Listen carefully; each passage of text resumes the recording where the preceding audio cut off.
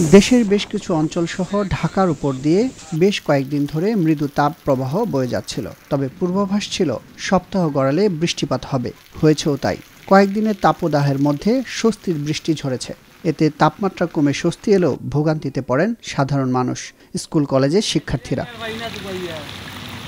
আবহাওয়া অধিদপ্তর জানিয়েছে, বৃহস্পতিবার সকাল থেকে শুক্রবার সকাল পর্যন্ত রংপুর, রাজশাহী, ঢাকা, ময়মনসিংহ, খুলনা, বরিশাল, চট্টগ্রাম ও সিলেট বিভাগের অধিকাংশ জায়গায় অস্থায়ীভাবে দমকা হাওয়া সহ হালকা থেকে মাঝারি ধরনের বৃষ্টি হতে পারে।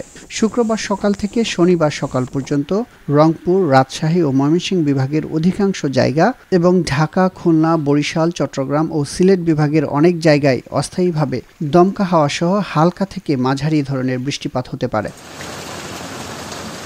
বৃষ্টির কারণে পানি বাড়তে পারে দেশের ৬ বিভাগের নদ-নদীর। একই কারণে আগামী ৩ দিন তিস্তা অববাহিকার নিম্নাঞ্চল ও চরাঞ্চল প্লাবিত হওয়ার আভাস দিয়েছে বন্যা পূর্বাভাস ও সতর্কীকরণ কেন্দ্র।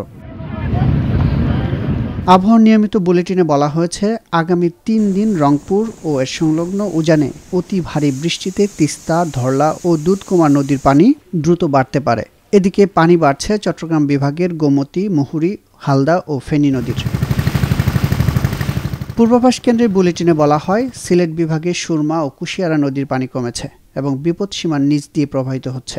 তবে আগামী 2 দিন সিলেট বিভাগ ও এর সংলগ্ন উজানে ভারী বৃষ্টির প্রবণতা রয়েছে। এই সময় সুরমা ও কুশিয়ারা নদীর পানি ধীর গতিতে বাড়তে পারে, তবে বিপদসীমার নিচ দিয়ে প্রবাহিত হতে পারে।